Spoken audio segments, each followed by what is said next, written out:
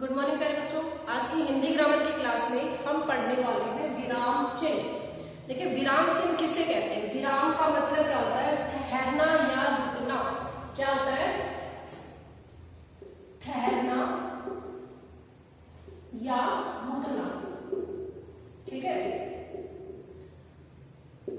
विराम चिन्ह का मतलब होता है बच्चों ठहरना या रुकना। मतलब किसी भी वाक्य में या किसी भी भाषा में अपने भाव और विचारों को प्रकट करने के लिए जो जिन चिन्हों का हम प्रयोग करते हैं ना, अपने भाव और विचारों को प्रकट करने के लिए, चाहे वो कोई भी लैंग्वेज हो, चाहे आप हिंदी में यूज करो, चाहे संस्कृत में यूज करो, चाहे फारसी में यूज करो, तो सब में ये इनके नाम भी चेंज हो जाते हैं, लेकिन इनके निशान यही रहते हैं, चिन्ह यही रहते हैं। ठीक है, तो किसी भी भाषा में जब हम अपने विचार या भाव प्रकट करते हैं तो जिन चिन्हों का प्रयोग किया जाता है उन्हें हम विराम चिन्ह कहते हैं। और विराम चिन्ह किसके यूज किया जाता है? अब एक तो लगातार बोले जाओ बोले जाओ बोले जाओ बोले जाओ बोले जाओ, है ना, तो वो क्या हो जाता है कि रिदम में उसमें कुछ भी ना तो किसी को कुछ समझ में आता है और ना ही कोई समझ पाता है, मतलब ना तो सुन सकता है उसको और ना ही समझ में आता है। तो हम क्या करते हैं, अपनी भाषा में शुद्धता प्रकट करने के लिए, मतलब शुद्ध भाषा करने के लिए या सामने वाले को अपने विचार या भाव समझाने के लिए हम जिन चिन्हों का यूज करते हैं वो क्या है? विराम चिन्ह उनको कहते हैं। देखिए, विराम चिन्ह हमारे कौन कौन से होते हैं अभी हम पढ़ते हैं। विराम चिन्ह होने वाला जैसे पूर्ण विराम हो गया, अल्प विराम, अर्ध विराम, प्रश्न सूचक, विस्मयादि सूचक, निर्देशक, विवरण चिन्ह, योजक चिन्ह, लाघव चिन्ह, उद्धरण चिन्ह। ये इकहरा और दोहरे दोनों होते हैं, वो मैं आपको अभी बारी बारी से एक्सप्लेन करूंगी इनको। उसके बाद है कोष्ठक चिन्ह और अंश पद या काम पद। तो सबसे पहले बच्चों हम स्टार्ट करते हैं पूर्ण विराम से। देखिए, पूर्ण विराम हमारा बच्चों वहां पे प्रयोग किया जाता है जहां पे हमने अपना वाक्य पूर्ण कर लिया है। जैसे कोई भी हम वाक्य बोलते हैं, राधा स्कूल जाती है, या फिर मानसी स्कूल जाती है, या विद्यालय जाती है। ठीक है, अब इसके बाद हम ऐसे नहीं छोड़ सकते। अब क्या होगा, यहाँ पे पूर्ण विराम आएगा। क्या आएगा? पूर्ण विराम हम यहाँ पे लगा देंगे कि हमें पता चल जाएगा हमारा क्या है, हमारा जो सेंटेंस है वो क्या हो गया है, पूर्ण हो गया है। जब भी हमारा कोई भी सेंटेंस पूर्ण होता है तो उसके पीछे हम हमेशा क्या लगाते हैं? पूर्ण विराम लगाते हैं। अब है हमारा अल्प विराम। अल्प विराम कहाँ प्रयोग होता है बच्चों? अल्प विराम कहाँ प्रयोग होता है? जहां हम एक ही वाक्य को पढ़ने के लिए और एक ही पद या मतलब उपवाक्यों या पदों को अलग अलग करने के लिए, एक जैसे उपपदों या शब्दों को या फिर उनके उपवाक्यों को अलग अलग करने के लिए जहां हम यूज करते हैं वो होता है अल्प विराम। जैसे भारत, जैसे हम बोलते हैं भारत में अनेक भाषाएं बोली जाती हैं। जैसे करके हम करते हैं ना, भारत में अनेक भाषाएं बोली जाती हैं, जैसे हिंदी, उसके बाद अंग्रेजी, उसके बाद उर्दू, है ना। मतलब एक जैसे शब्दों को अलग अलग करने के लिए, एक जैसे पदों या उपपदों को या वाक्यों को या शब्दों को अलग अलग करने के लिए हम जिस चिन्ह का प्रयोग करते हैं वो क्या आता है? अल्प विराम कहते हैं। उसको क्या कहते हैं? अल्प विराम। जैसे अभी हम यहाँ पे ये बोले कि राधा, सीता, गीता और मोहन सभी खेल रहे हैं, तो क्या आएगा? राधा कोमा सीता कोमा मोहन मोहन के बाद और आ गया तो वहां पे कोमा नहीं आएगा। तो मतलब एक जैसे शब्दों को या वाक्यों को हम अलग अलग करते हैं तो क्या आता है? हमारा अल्प विराम आता है। अब बारी है हमारे अर्ध विराम की। अर्ध विराम हमारा जो प्रयोग होता है वहां पर जहां पर हमें पूर्ण विराम से कम, क्या है? पूर्ण विराम से तो कम और अल्प विराम से ज्यादा रुकना पड़े। क्या? जहां पे हमें पूर्ण विराम से कम और अल्प विराम से ज्यादा रुकना पड़े वहां पे हम अर्ध विराम का प्रयोग करते हैं। जैसे पढ़ाई करो पढ़ाई करो, परीक्षा आने वाली है, परीक्षा आने वाली है। पढ़ाई करो, परीक्षा आने वाली है, मतलब जहां पे हम पूर्ण विराम से हमें रुकने में हम थोड़ा समय लेते हैं और अल्प विराम से रुकने में थोड़ा ज्यादा समय लेते हैं, वहां पे हमारा क्या आ जाता है, अर्ध विराम आ जाता है।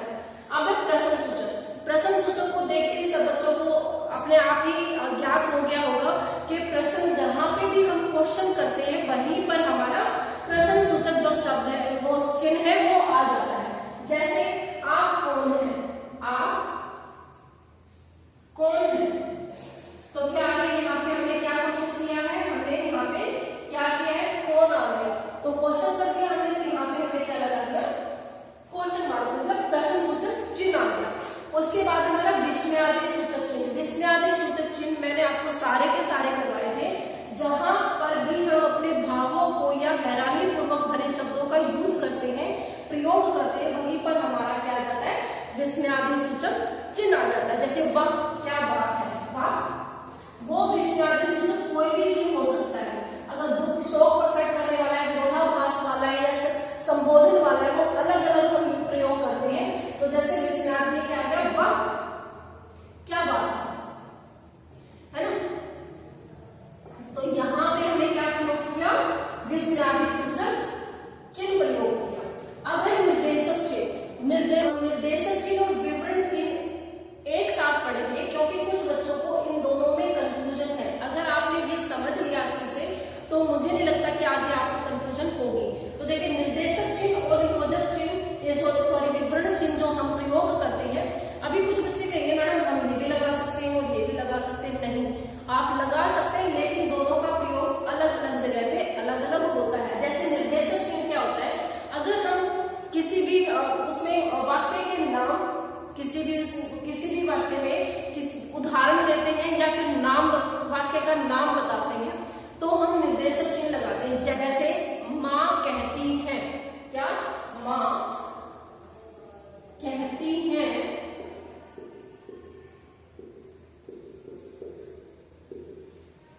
सुबह जल्दी उठो, क्या कहती है, यहाँ पे देखो, यहाँ पे क्या है, माँ कहती है, हमेशा क्या कहती है, सुबह जल्दी उठो, समय पर काम करो। लेकिन ये क्या है कि हमने इसी लाइन से वो शुरू कर दिया है, यहीं से हमने स्टार्ट कर दिया वो कि सुबह जल्दी उठो।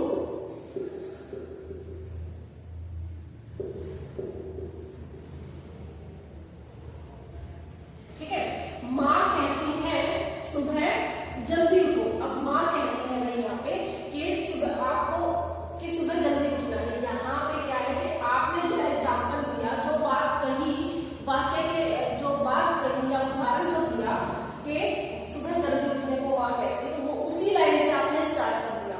मैं बार बार देखो उसी लाइन से, उसी पंक्ति से स्टार्ट करने को बोल रही हूँ, शुरू करने को बोल रही हूँ। अब जो नेक्स्ट आगे जैसे नदियों के नाम, आप क्या बोलते, देखो संख्या में आपको संख्या की परिभाषा लिखवाई जाती थी, उसमें क्या आता था, व्यक्तियों के नाम, नदियों के नाम, पशुओं के नाम, फलों के नाम आता था।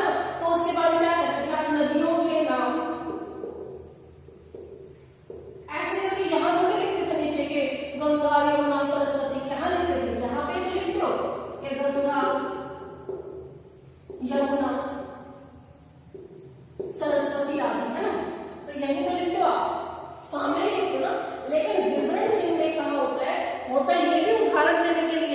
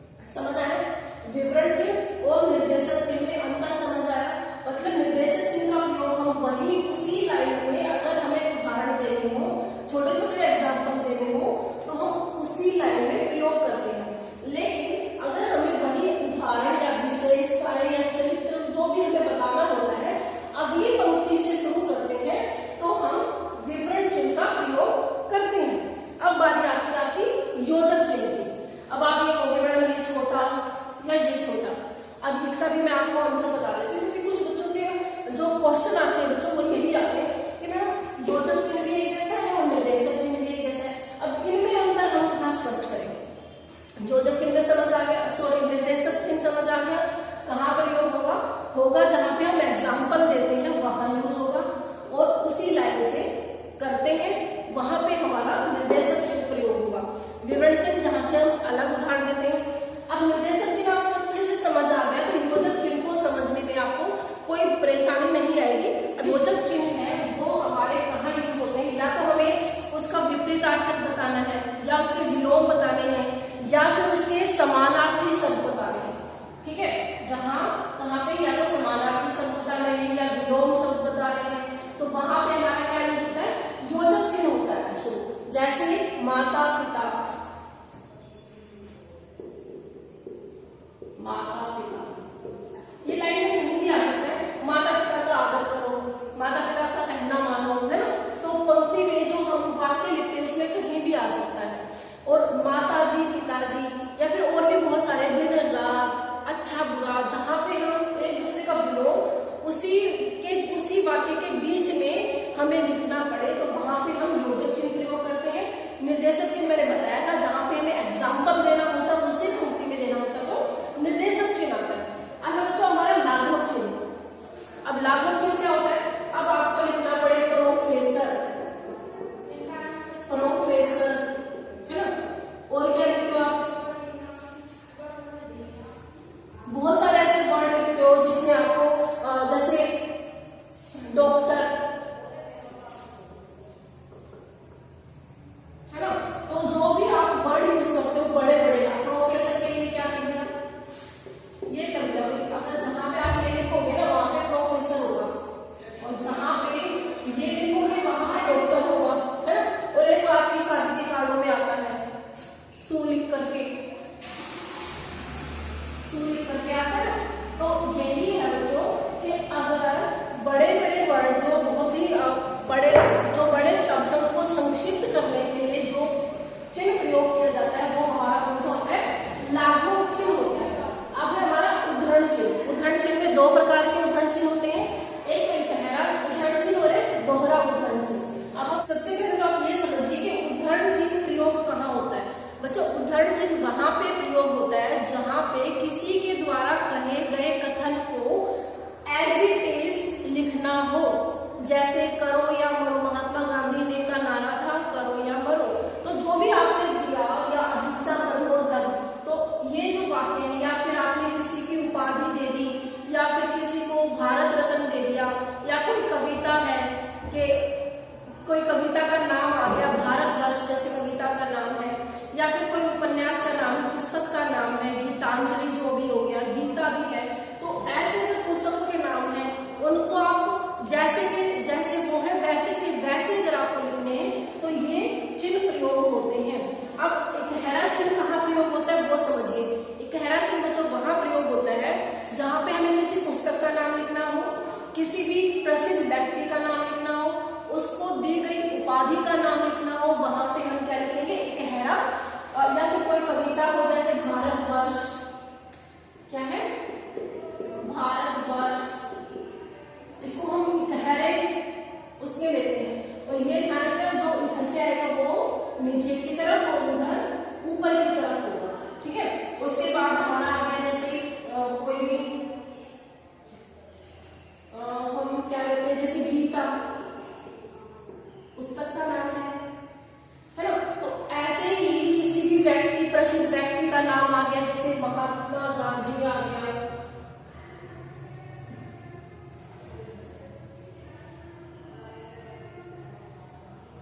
महात्मा गांधी।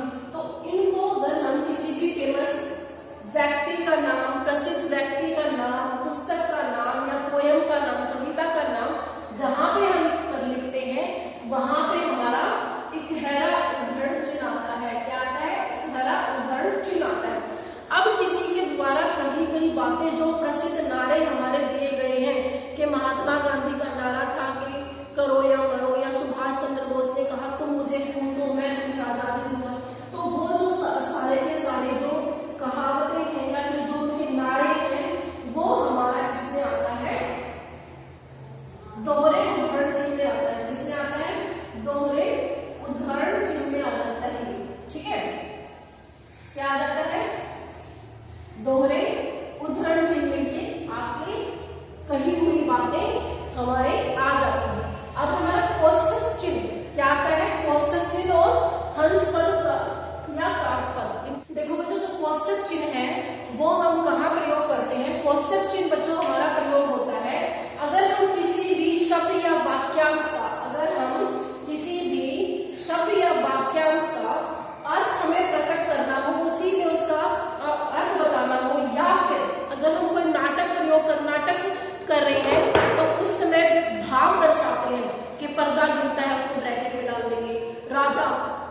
फिर ब्रैकेट में आएगा क्रोध से, बोलते हैं ना, या राजा प्रेम भरे स्वरों में। तो जो हम यूज करते हैं उनके लिए भाव जो प्रकट करते हैं वो भी हमारे किस में आ जाते हैं, कोष्ठक में आ जाते हैं।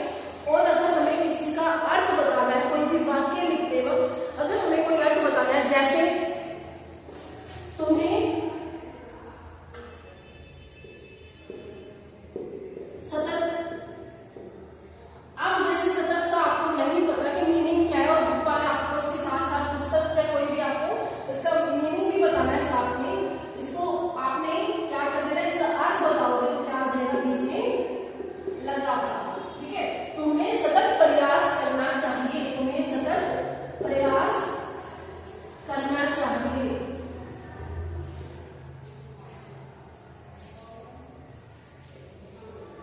ठीक है, तो यहाँ पे जो सतत का मीनिंग आपने बताया, अर्थ बताया लगातार, तो यहाँ पे क्या आ गया कि कोष्ठक चिन्ह में हम इसको बंद कर देते हैं कि ये इसका अर्थ है।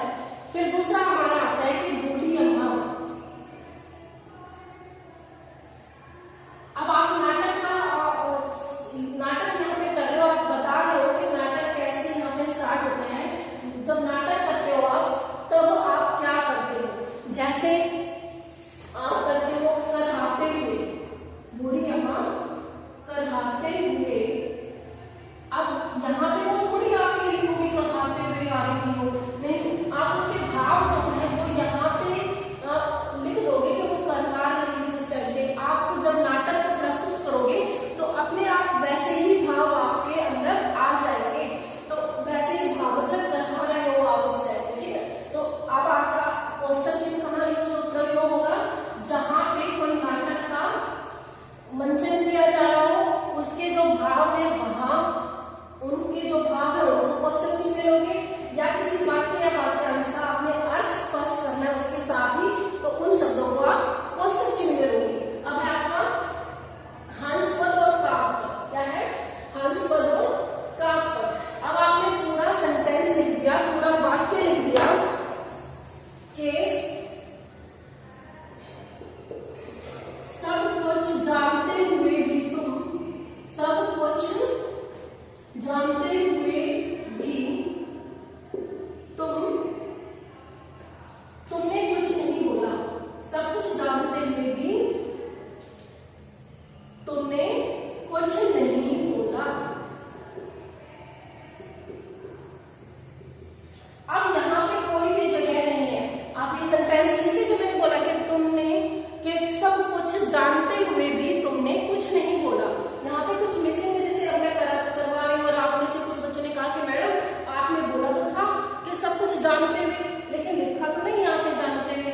तो अब क्या करेंगे, यहाँ पे जो चिन्ह हम यूज करते हैं वो होता है हमारा कि जहाँ पे हमारी मिस्टेक हो जाए, हम कोई वर्ड को छोड़ दे, लिखना हम कोई शब्द भूल जाए, तो उस गलती को सुधारने के लिए यहाँ पे हम क्या लिखेंगे, ये निशान लगा करके और उसको ऊपर लिख देंगे। समझ आया, ऊपर या नीचे दोनों तरीके से ये चिन्ह हो सकता है आपका। ठीक है, ऊपर या नीचे, तो दोनों तरीके से आप उस चिन्ह का प्रयोग कर सकते हो। आप नीचे भी लिख सकते हो, ऊपर भी लिख सकते हो। तो जहां हंसपद और काकपद क्या होता है, अगर आपको लिखते वक्त गलती से आपका कुछ छूट गया है, कुछ रह गया है, तो अपनी गलती को सुधारने के लिए जो चिन्ह आप प्रयोग करते हो उसको आप हंसपद या काकपद